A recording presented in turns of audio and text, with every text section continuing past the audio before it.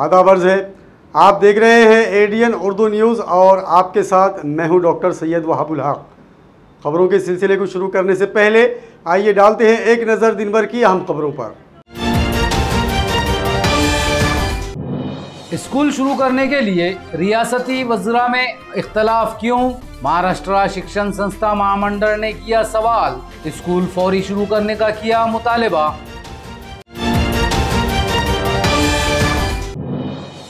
शिकायत और मसाइल के फौरी हल के लिए डिविजनल पुलिस कंप्लेंट ट्रिब्यूनल का क़याम, पुलिस कमिश्नर ने किया इफ्तिताह।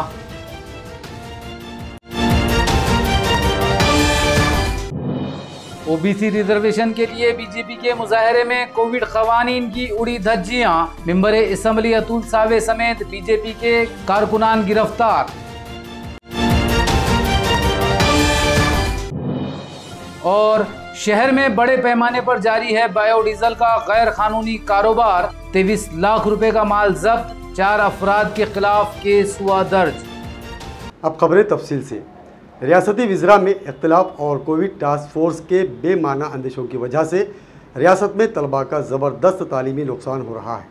तलबा अपने घरों से ज़्यादा स्कूलों में महफूज रहते हैं, इसलिए फौरी तौर पर स्कूल शुरू किए जाएँ। ये मुतालिबा महाराष्ट्र राज्य शिक्षण महामंडल की जानिब से किया गया।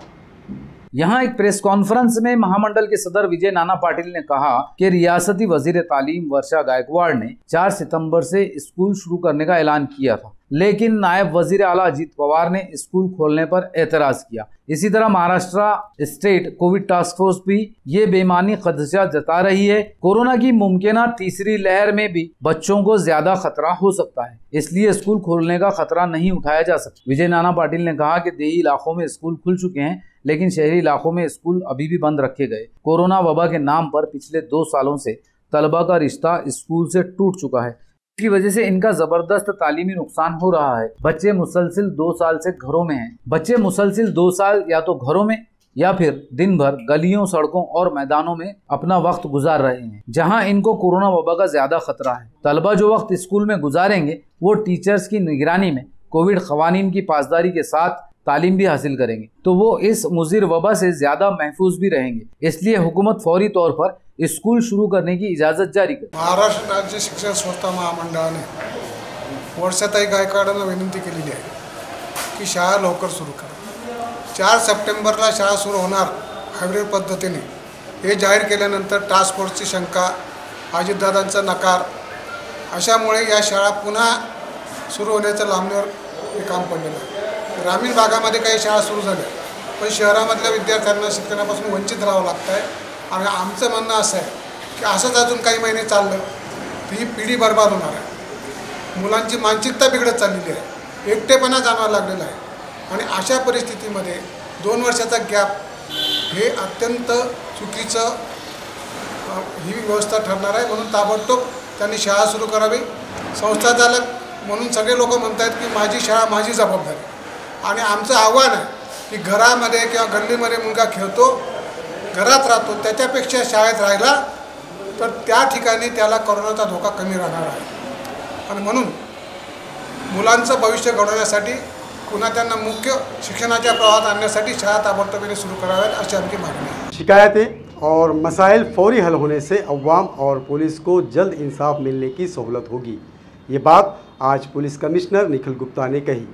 उन्होंने यहाँ आज डिविजनल पुलिस कंप्लेंट ट्रिब्यूनल का इफ्तिताह किया। 2006 मध्ये निवृत्त पोलीस महासंचालक प्रकाश सिंग यांनी सुप्रीम कोर्टामध्ये भारतातलं पोलीस प्रशासन आणि त्या अनुषंगाने नागरिकांना मिळणाऱ्या सुविधा या कशा चांगल्या व्हाव्यात यासाठी सुप्रीम कोर्टमध्ये एक याचिका दाखल केली होती, ज्याला प्रकाश सिंग केस म्हणून ओळखलं जातं। आणि त्या केसमध्ये माननीय सर्वोच्च न्यायालयाने अनेक अशा सूचना दिल्या होत्या राज्य सरकारांना आणि सर्व देशातल्या सरकारांना, ज्यामध्ये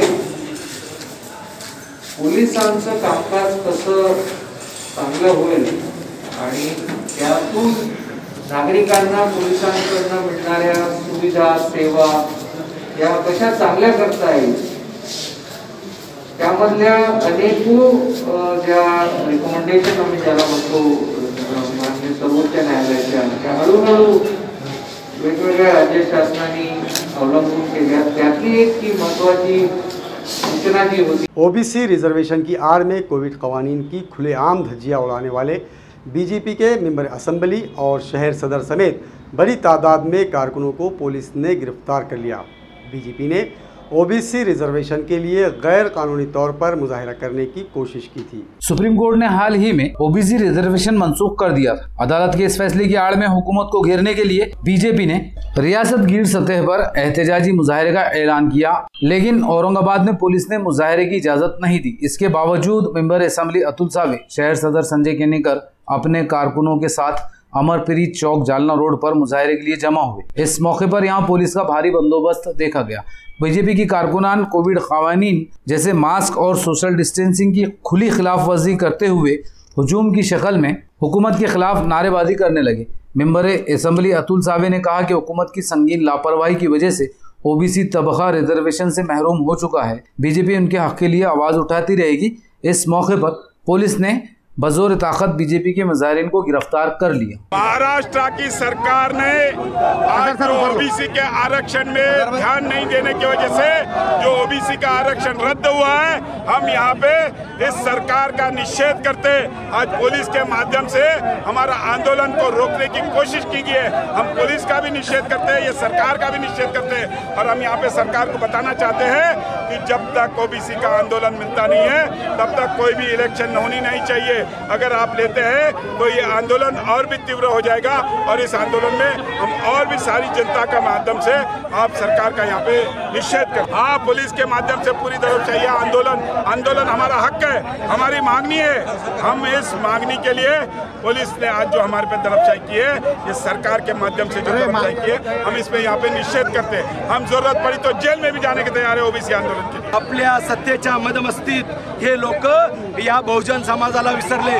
पहिले यांनी मराठा समाजाला धोका दिला, नंतर 18 पगड जातीतल्या बहुजनाला धोका दिला आणि हे बहुजनाला आणि मराठा समाजाला धोका देणारं हे सरकार यांना रस्त्यावर उतरून खाली खेचल्याशिवाय जनता राहणार नाही। या ओबीसीचं प्रतिनिधित्व भारतीय जनता पार्टी करते, जे खऱ्या अर्थानं 18 महिन्यापूर्वी देवेंद्रजी फडणवीसांनी सांगितलं होतं की तुम्ही डाटा सादर करा, तुम्ही लवकर तुमचे सगळे काही अनुभव त्या याच्यामध्ये कोर्टात सादर करा आणि ते कोर्टात सादर न केल्यामुळं या ओबीसी समाजाला न्याय मिळाला नाही, मराठा समाजाचं आरक्षण टिकवता आलं नाही आणि त्यामुळं आज हा एल्गार आहे, बहुजन समाजाचा एल्गार आहे, मराठा समाजाचा एल्गार आहे। हा प्रत्येक जनमानूस खऱ्या अर्थानं पीडित झालेला आहे आणि पीडित करण्याचं काम या सरकारनं केलेलं आहे आणि त्यामुळं आता यापुढे रस्त्यावर किंवा कोणत्या कार्यक्रमात यांना डॉक्टर बाबासाहेब आंबेडकर, फुले शाहू आंबेडकरांचं नाव घेण्याचा अधिकार राहिलेला नाहीये। यांना आता आम्ही रस्त्यावर उतरून खेचल्याशिवाय राहणार नाही। गुज़िश्ता 2 सालों से बिलों के लिए कारपोरेशन के चक्कर काटने वाले कॉन्ट्रैक्टर ने तंग आकर कारपोरेशन के सामने भूख हड़ताल शुरू कर दी है। अमन विश्व गुत्तेदार संघ समिति की सरपरस्ती में एबीसी कंस्ट्रक्शन कंपनी के कॉन्ट्रैक्टर कलीम पटेल ने भूख हड़ताल शुरू की है। एडीएन से बात करते हुए कलीम पटेल ने बताया कि उन्होंने गुज़िश्ता 2 सालों में कारपोरेशन के मुख्तलिफ तामीराती काम किए, जिसमें सड़कों की मरम्मत, कॉन्क्रीट रास्तों की तामीर, स्कूलों और अस्पताल की मरम्मत के अलावा गणेश उत्सव के मौके पर कुओं की सफाई के काम शामिल हैं। लेकिन कारपोरेशन ने इन 2 सालों में इनके लाखों रुपए के बिल अदा नहीं किए, जिसकी वजह से अब इनकी माली हालत इंतहाई खस्ता हो चुकी है। इन पर और इनके खानदान पर अब फाका कशी की नौबत आई हुई है। इसलिए उन्होंने बिलों की फौरी अदायगी के मुतालबे पर यह भूख हड़ताल शुरू की है। मनपा औरंगाबाद इसके गेट के सामने आज हमने अमृत उपोषण लगाया है और ये अमृत उपोषण हमारे महानगर पालिका को कुछ हमने उधार पैसे नहीं दिए थे कि वो हम मांग रहे हैं उनसे, तो उन्होंने हमको पैसे नहीं दिए थे कि हमसे वो मांग रहे हैं। हमने महानगर पालिका के बाज़ाब्ता टेंडर भर के या फिर 67(3)C के या फिर इनके बोलने पर काम करे हैं जिसके इन्होंने एस्टिमेट्स बनाए हैं और वो एस्टिमेट्स ऐसी जगहों पे गड़ चुके हैं कि वो एस्टिमेट्स अभी कपाट को ताले को गंज लग गया है, लेकिन वो एस्टिमेट्स को जो कपाट के बाहर निकले नहीं, कमिश्नर साहब के बोलने पर काम करे हैं। वो बिल के लिए हम यहाँ पर मांगनी कर रहे हैं।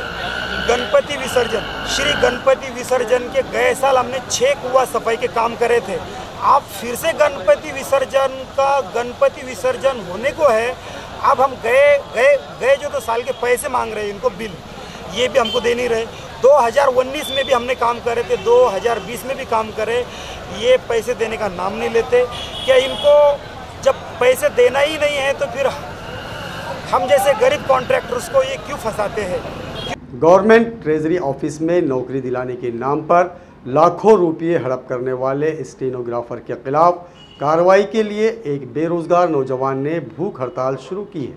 कैकाड़ी समाज युवक संगठन की सरपरस्ती में उमेश गायकवाड़ ने ट्रेजरी ऑफिस के सामने भूख हड़ताल शुरू की। एडीएन से बात करते हुए उसने ट्रेजरी ऑफिस में मुलाजिमत दिलाने के बहाने बेरोजगार नौजवानों से लाखों रुपए हड़प करने वाले मुनज्जिम टोले की करतूतों की तफसील बताई। उमेश ने बताया कि इसने ट्रेजरी ऑफिस में नौकरी के लिए इंटरव्यू दिया था। स्टेनोग्राफर दिलीप कुलकर्णी ने नौकरी दिलाने के लिए 11 लाख रुपए रिश्वत ली। 2 साल से वो नौकरी के लिए दिलीप कुलकर्णी के घर और ट्रेजरी ऑफिस के चक्कर काट रहा है, लेकिन उसे नौकरी नहीं मिली। इसने दिलीप कुलकर्णी से रकम वापस मांगी, उसे जो चेक दिया गया वो भी बाउंस हो गया। उमेश का कहना है कि इसने ट्रेजरी ऑफिस के आला अफसरान से भी इसकी शिकायत की, लेकिन उसके खिलाफ कोई कार्रवाई नहीं की गई, इसलिए इसने आज से ये भूख हड़ताल शुरू की है। साधारण 2 वर्ष परीक्षा होऊन गेल्यानंतर ज्यावेळेस मी त्यांना आतुरतेने घरी जवळजवळ वारंवार विनंती करून पैसे मागणी केली, ते सांगेने की आमच्या ऑफिसपासून वरिष्ठ लोकांपर्यंत पैसे वाटप झालेले आहे। या लोकांकडून ज्या वेळेस थोडे थोडे करून पैसे त्यावेळेस मी देईन, मी एकट्याने तुझे पैसे घेतलेले नाही असं म्हणून त्यांनी माझ्याकडून आज 2.5 वर्ष झाले मला 1 रुपया दिला नाही 11 लाख रुपयामधून। पण ज्यावेळेस मी त्यांनी दिलेला चेक बँकेत टाकला तो बाउन्स झाला, त्यावेळेस माझा या गोष्टीवर विश्वास उडाला की माझे पैसे देण्याने माझी फसवणूक झालेली आहे। त्यावेळेस मी त्यांच्या ऑफिसला ऑफिशियल तक्रार केली आणि त्यांना सांगितलं की तुमच्या ऑफिसमधल्या माणसाने अशी फसवणूक केली आहे। त्यांनी त्यावेळेस टाळाटाळ केली, पण मी वारंवार विनंती केलं, त्यांनी तो अर्ज घेतला माझा आणि त्यांनी त्याला ऑफिशियल तक्रार दिली, म्हणजे हे पाठवली, कंप्लेंट घेतली आणि त्याला पाठवली, पण त्यावर त्यांनी काही उत्तर दिलं नाही। यावरून असं सिद्ध होतं की त्यांच्या ऑफिसचे लोकसुद्धा त्याला आतून सपोर्ट करताय। तर माझी एकच मागणी आहे, मी दिलेले 11 लाख रुपये मला परत मिळावे आणि माझ्यासारखे जे विद्यार्थी ज्यांचे पैसे घेऊन फसवणूक केली आहे या विभागाची चौकशी व्हावी। आणि तिसरा महत्त्वाचा प्रश्न की अशा गरीब लोकांचे हे लोक शोषणूक करतात, यांच्यावर कडक कारवाई व्हावी। मागणी पूर्ण झाली तोपर्यंत मी उपोषण उठणारच नाही, जिचा माझा जीव जाओ काय जाओ मी उपोषण उठणार नाही। रिवायती धूमधाम से हटकर इस बार छावनी गणेश महामंडल समाजी खिदमात के प्रोग्रामों के साथ गणेश उत्सव मना रहा है। उसी के तहत आज यहाँ फ्री मेडिकल चेकअप कैंप मुनक्कद किया गया। छावनी के अजंता भवन में फ्री मेडिकल कैंप का इफ्तिताह आज इंस्पेक्टर शरद इंगड़े के हाथों अमल में आया। इस मौके पर कांग्रेस के शहर सदर हिशाम उस्मानी, साबिक municipal mayor Ashok Sayanna, Ajay Chavaria, MA Azhar, Shaikh Zakir, Arun Sirsat, Vijay Chaudhary, महामंडल के सदर नितिन यादव और रखमाजी जादव वगैरह मौजूद थे। इंस्पेक्टर इंगड़े और हिशाम उस्मानी ने अपने खिताब में छावनी गणेश मंडल की जानिब से समाजी खिदमात के प्रोग्रामों के इनेकाद की सताइश की। याच्यापेक्षा रक्तदानापेक्षा कोणतंही दान, याच्यापेक्षा कोणतंही मोठं नाही आहे। रक्तदान करायलाच पाहिजेत आणि खूप चांगलं काम केलेलं आहे आणि याच्यामधून सर्वांनी बोध घ्यासारखं आहे की येणाऱ्या कोणतेही सण असले सध्याची काळाची जी गरज आहे ती ओळखून सदर महासंघाने चांगला उपक्रम राबवलेला आहे, त्यांना मी शुभेच्छा देतो। यापुढेही सुद्धा असेच आपण प्रोग्राम राबवावे अशी मी त्यांना प्रोत्साहन करतो। उनके तरफ से अलग अलग उपक्रम जो है वो लिए जा रहे हैं, जिसमें स्पोर्ट्स की कुछ स्पर्धाएं रखी गई, उसके बाद आइस का चेकअप हुआ, उसके बाद आपके ब्लड डोनेशन कैंप हुआ और आज ये मेडिकल कैंप। गणेश उत्सव के अवसर पर जितने भी समाज सेवा के काम हुए वो देख रहा हूँ कि छावनी महासंघ आपके गणेश मंडल की तरफ से ये दिए जा रहे हैं। इस काम के लिए मैं सभी आयोजकों का और इस महासंघ के इस साल के अध्यक्ष नितिन यादव जी का, इन सबका मैं धन्यवाद देता हूँ, उनको बधाई देता हूँ कि ऐसे सामाजिक काम में ये आगे हैं। नाजरीन, अब वक्त हो चला है एक मुख्तसर वक्फे का। खबरें अभी और भी हैं, देखते रहिए एडीएन उर्दू न्यूज़।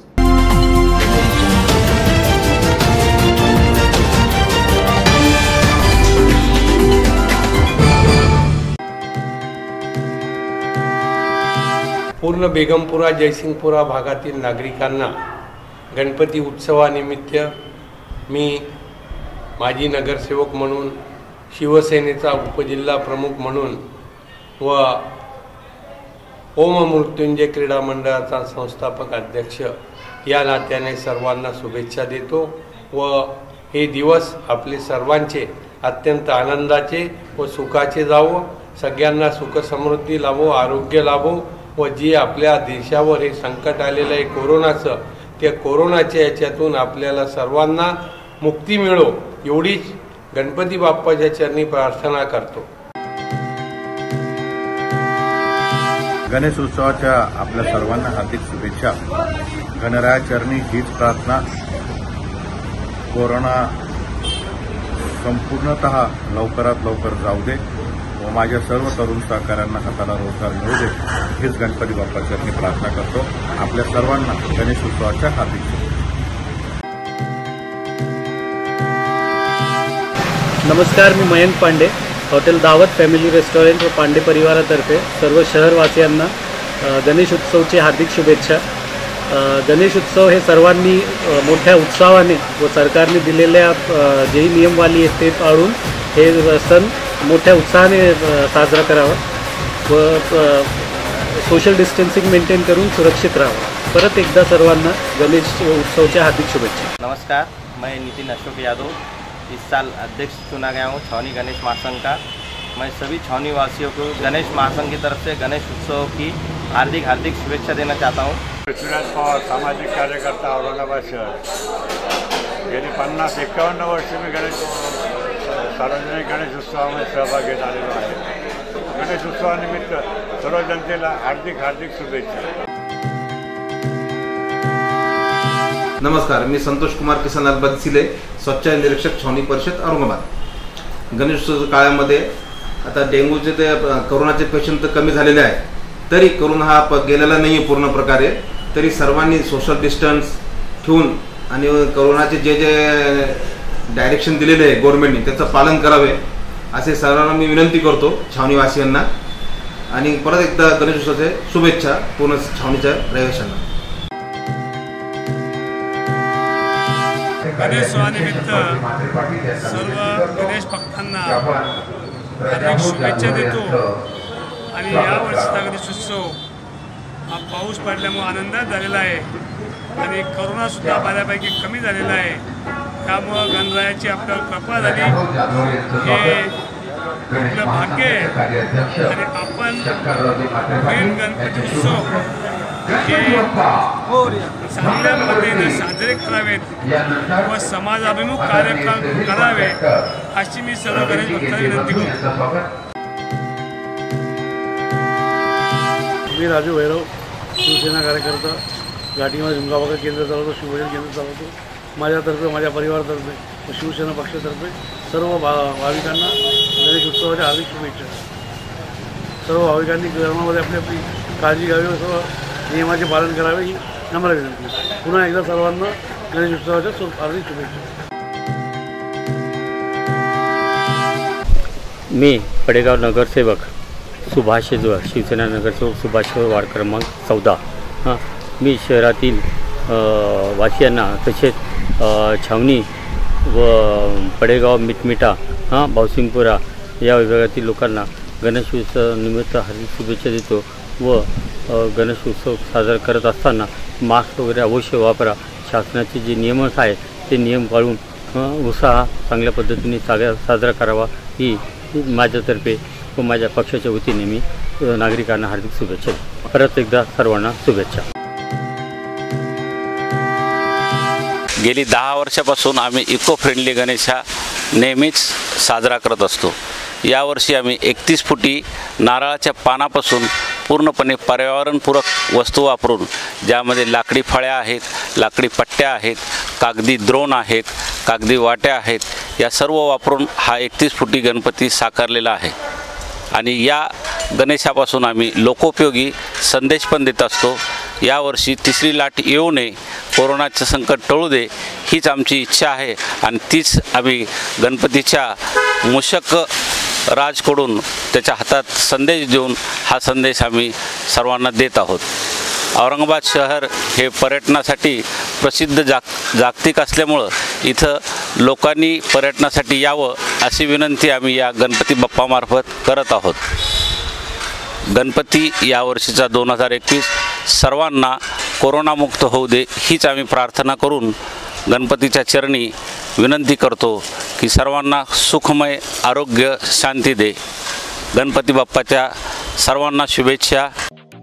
आदर्श महिला बँक लिमिटेड औरंगाबाद ठेवीवरील व्याजदर दिनांक 9 ऑगस्ट 2021 पासून 13 महिने ते 24 महिने 10%, सेवानिवृत्त ज्येष्ठ नागरिक आणि महिला सभासद 13 महिने ते 24 महिने 11%, 25 महिने व त्यापासून पुढे 10%, मासिक प्राप्ती योजना 8.75%. आमची शाखा Shivjyoti colony, CIDCO N6 Aurangabad, RL park Sillod, मुख्य कार्यालय प्लॉट नंबर 22, समाधान कॉलनी, कोकणवाडी, औरंगाबाद. संपर्क क्रमांक 024023457323. सुवर्ण संधी 10वी 12वी आणि ग्रॅज्युएट पास विद्यार्थ्यांसाठी सुवर्ण संधी. बेरोजगारीच्या काळात 100% जॉब गॅरंटी देणारे कोर्सेस करा. केंद्रीय शिक्षण मंडळ, भारत सरकार मान्यताप्राप्त DMLT, PGDMLT, OT technician, diploma physiotherapy, ECG, X-ray radiology, CT scan, pharmacy in Ayurveda and Unani, diploma optometry, ITI electrician course. तसंच महाराष्ट्र शासनाच्या यशवंतराव चव्हाण महाराष्ट्र मुक्त विद्यापीठाचे BA मराठी आणि उर्दू माध्यम, MA मराठी, हिंदी, इंग्रजी आणि उर्दू. तसंच मानवी हक्क, गांधी विचार दर्शन, समंत्रक प्रमाणपत्र, बालसंगोपन कोर्स, नोकरी व्यवसाय सांभाळून हे कोर्सेस करता येतात. 4थी पास ते 12वी नापास यांना 6 महिन्यात 12वी पास होऊन ग्रॅज्युएट होण्याची संधी. तर त्वरा करा. संपर्क प्राचार्य डॉक्टर हसन इनामदार, डॉक्टर दत्ताभाऊ पाथरीकर, शिक्षण प्रसारक मंडळ संचलित, मातोश्री डॉक्टर कंचन शांतीलालजी देसरडा महाविद्यालय औरंगाबाद. मोबाईल क्रमांक 9405 109103 8830 83 8903.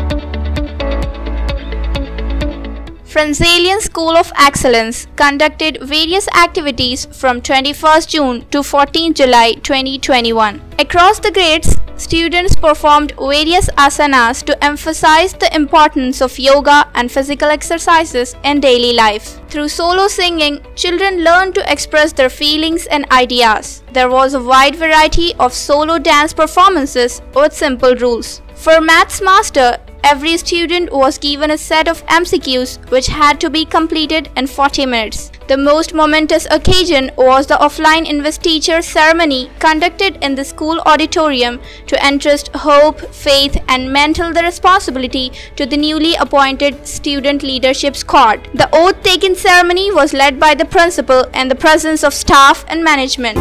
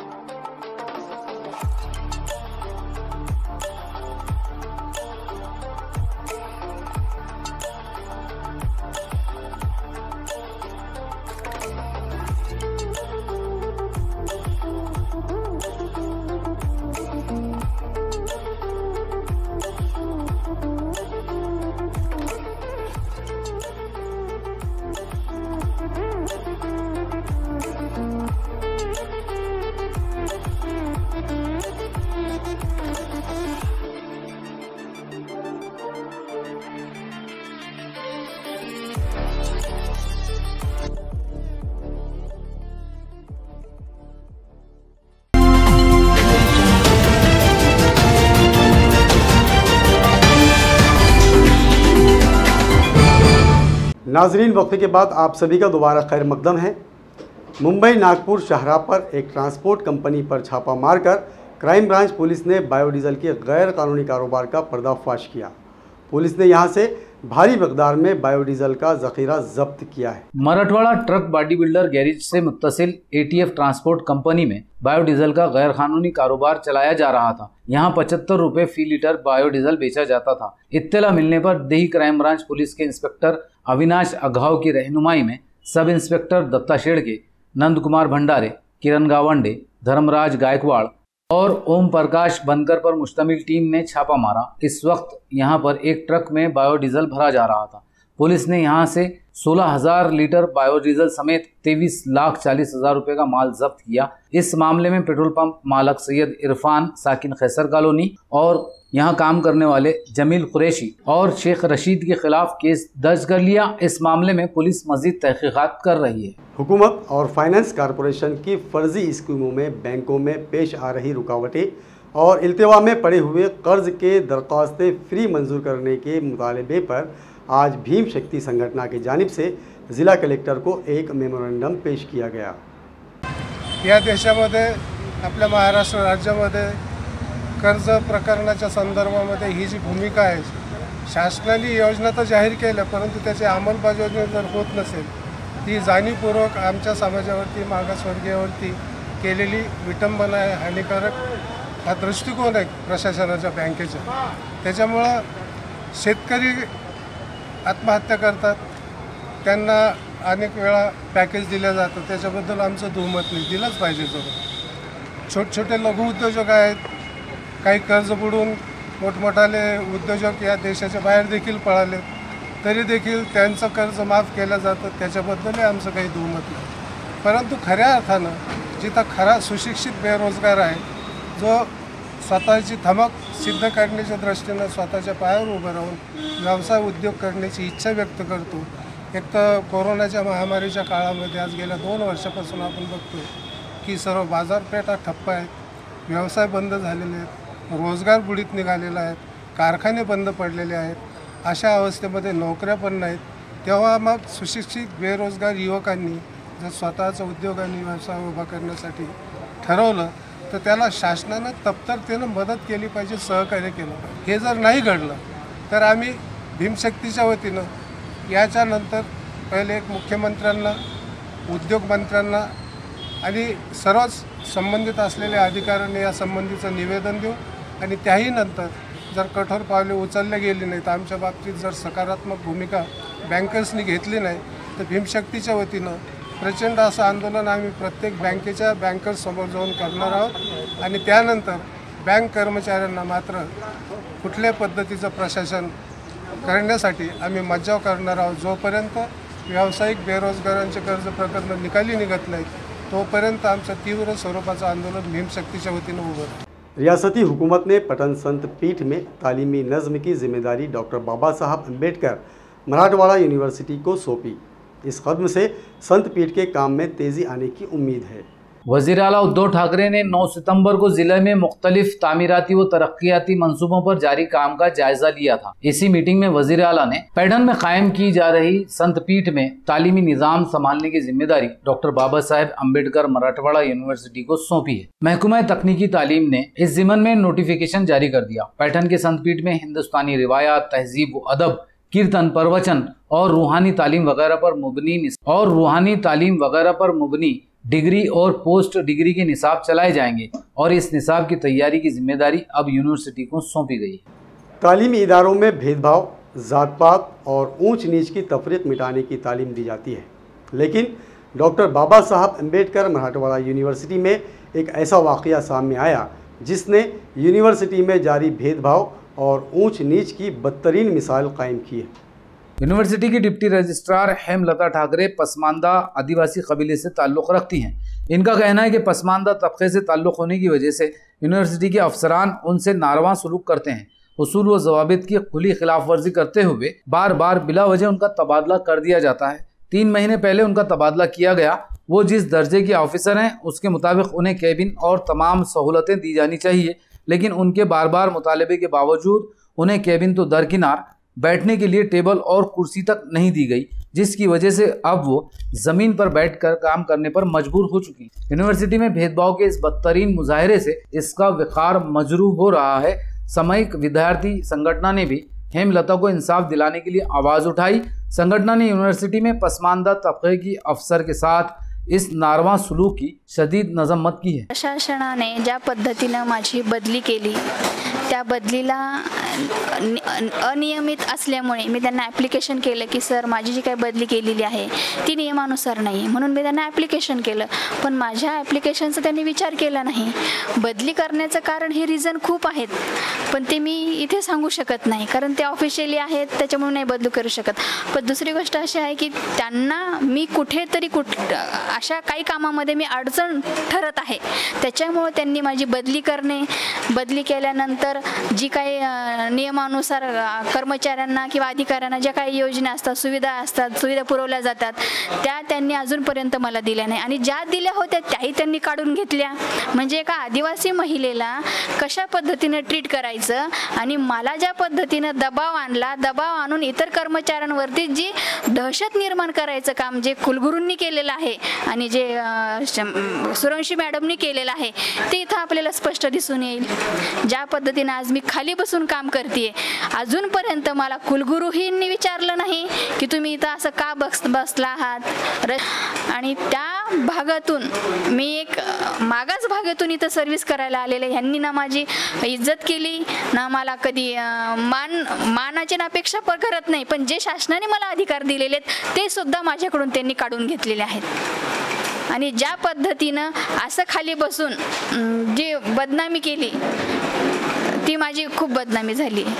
धनगर समाज को एसटी ज़मरे में आरक्षण देने का वज़ीर आला उद्धव ठाकरे ने वादा किया था। ये वादा अब तक पूरा नहीं किया गया। धनगर समाज की तंजीम के ज़िला सदर नागनाथ राठौर ने एक प्रेस कॉन्फ्रेंस में धनगर समाज को रिजर्वेशन और दीगर सहूलतें फराहम करने का मुतालबा किया। 17 सप्टेंबर मराठवाडा मुक्ती संग्राम दिनानिमित्त माननीय महाराष्ट्राचे मुख्यमंत्री उद्धवजी बाळासाहेब ठाकरे साहेब या औरंगाबाद शहरामध्ये येणार आहे। आम्ही आतापर्यंत आमच्या समाजाच्या विविध मागण्या त्यांच्यापर्यंत पोहोचवलेल्या आहे, तरी आमच्या आतापर्यंत कोणत्याही मागण्या मान्य झालेल्या नाही। माननीय मुख्यमंत्री साहेबांनी पंढरपूरच्या सभेमध्ये धनगर समाजांना ज्यावेळेस आश्वासन दिलं होतं की ही सुभाष देसाईंची सही नसून ही शिवसेनेची सही आहे, तर आता त्याबद्दल काय झालं साहेब ते विचारण्यासाठी आम्ही मराठवाडा मुक्ती संग्राम दिनानिमित्त आम्ही साहेबांना तिथं भेटणार आहोत आणि आम्ही मेंढपाळ आहोत, मेंढ्यासोबत आम्ही त्यांना भेटणार आहोत आणि गनिमी काव्याने भेटणार आहोत।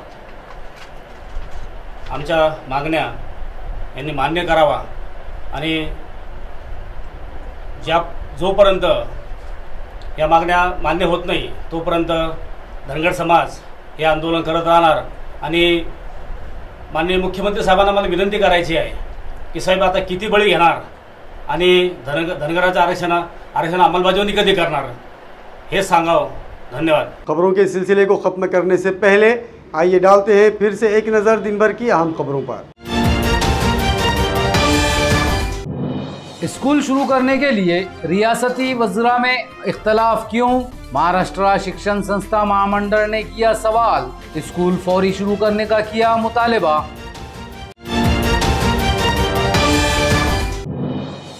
शिकायत और मसाइल के फौरी हल के लिए डिविजनल पुलिस कंप्लेंट ट्रिब्यूनल का क़याम, पुलिस कमिश्नर ने किया इफ्तिताह।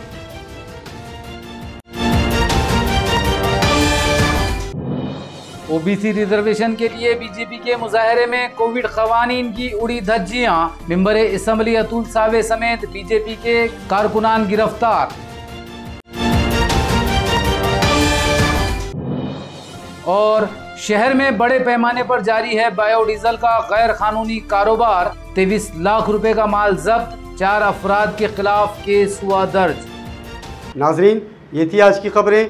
कल फिर मुलाकात होगी नई खबरों के साथ। तब तक अपना ख्याल रखिए और देखते रहिए ADN उर्दू न्यूज़, आवाज़ हर दिल की।